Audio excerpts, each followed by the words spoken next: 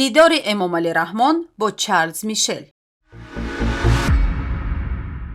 ниҳодҳои амниятии Иттиҳоди давлатҳои мустақил пешгирии тахрибкориҳои абзорҳои нерӯи нармро баррасӣ кардаанд. ҳуввияти амалкунанда ба ҳарами Шоҳчароғ дар Шероз маълум шуд. эмомалӣ раҳмон, раис ҷумҳури Тоҷикистон, дар шаҳри Остона, пойтахти Қазоқистон, бо Чарлз Мишел, раиси Шӯрои Аврупо мулоқот кард. дар мулоқот зарурати роҳандозии ҳамкориҳо дар бахши саноат, истихроҷи маъдан, бунёди зербино, кишоварзӣ, сайёҳӣ, маориф ва тандурустӣ таъкид шуд. ба иттилои дафтари матбуоти дастгоҳи раис ҷумҳури Тоҷикистон, ҷонибҳо масъалаҳои таҳкими шарикӣ бо Иттиҳоди Аврупо дар маблағгузории лоиҳаҳои иқтисоди сабз, иқтисоди рақамӣ, таъсиси технопаркҳо, технологияҳои рақамӣ ва ҷорӣ намудани низоми савдои электронӣ дар Тоҷикистонро баррасӣ карданд. дар мулоқот масъалаи амният дар Осиёи марказӣ низ аз таваҷҷуҳ дур намондааст. дар ин замина гуфта мешуд, ки Иттиҳоди Аврупо аз Тоҷикистон дар таҳкими марз бо Афғонистон ҳимоят мекунад. гуфтанист имрӯз шаҳри Остона мизбони нишасти сарони кишварҳои Осиёи марказӣ ва Иттиҳодияи Аврупо мебошад.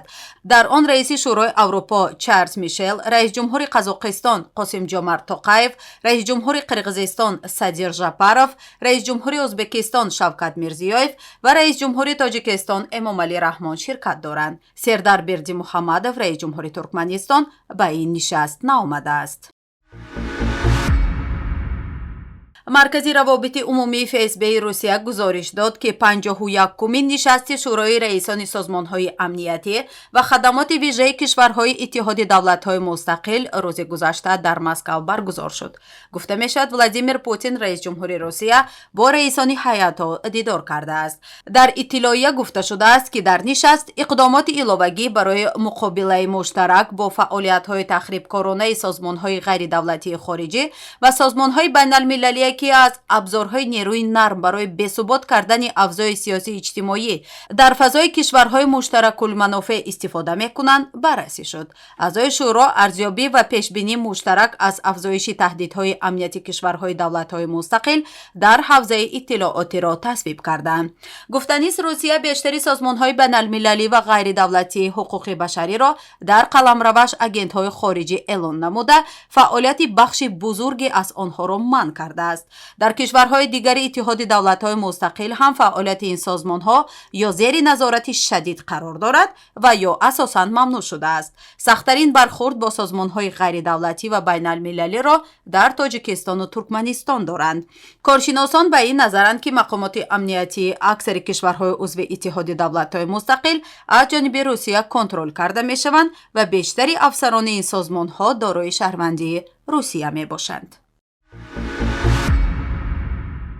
хабаргузориҳои расмии Эрон менависанд, тирандозӣ дар ҳарами Шоҳчароғи шаҳри Шероз дар асри чаҳоршанбе 26 октябр ҳамлаи террористӣ буда ва беш аз 10 кушта ва даҳҳо маҷрӯҳ бар ҷой гузоштааст. 2 соате пеш аз ин ҳамлаи хунин масъулияти онро ба уҳда гирифт. фармондеҳи пулиси устони Форс дар гуфтугӯ бо шабакаи хабарии телевизионии Эрон тасриҳ кард, ки як фарди мусаллаҳ дар ин ҳамла ширкат дошта ва дастгир шудааст. ирна дар гузорише ба нақл аз Исмоил Муҳиббӣ, муовини сиёсии амниятӣ ва иҷтимоии устондори Форс, шумори кушташудагонро 15 нафар эълом кардааст. хабаргузории иснани шумори кушташудагонро 15 нафар ва теъдоди маҷрӯҳони ин ҳамларо ҳудуди 40 нафар эълом кардааст. бархе дигар аз манобеъи хабарии дохилӣ дар Эрон, аз ҷумла хабаргузории Тасним, шумораи кушташудагонро дасти кам 13 нафар ва теъдоди маҷрӯҳонро ҳудуди 40 нафар эълом карда буданд. ба гузориши хабаргузории Форс, ки гуфта мешавад наздик ба сипоҳи посдорони Эрон аст, як зан ва 2 кӯдак дар миёни қурбониёни ин ҳамла қарор доранд ва чанд нерӯи интизомии ҳарам низ ҳадафи шилики муҳоҷимон қарор гирифтааст. бар асоси он чи дар ин гузориш омада, муҳоҷим, ки аз онҳо ба унвони террорист ном бурда шуда, бо силоҳи калашников иқдом ба тирандозӣ карда ва тирдонҳои изофӣ низ ба ҳамроҳ доштааст. ба иттилои хабаргузории Эслаҳат Ньюз, нафаре, ки ба ҳарами Шоҳчароғ ҳамла кард, ҳомид Бадахшон ном доштааст. ӯ аз ҷониби пулис як тир ба шикамаш хӯрда, пас аз захмӣ шудан дастгир ва ба бемористон интиқол дода шудааст. иддаe аз расонаҳо навиштаанд, ки ҳангоми амалиёти боздошт ҳамлагар аз тири пулис кушта шудааст.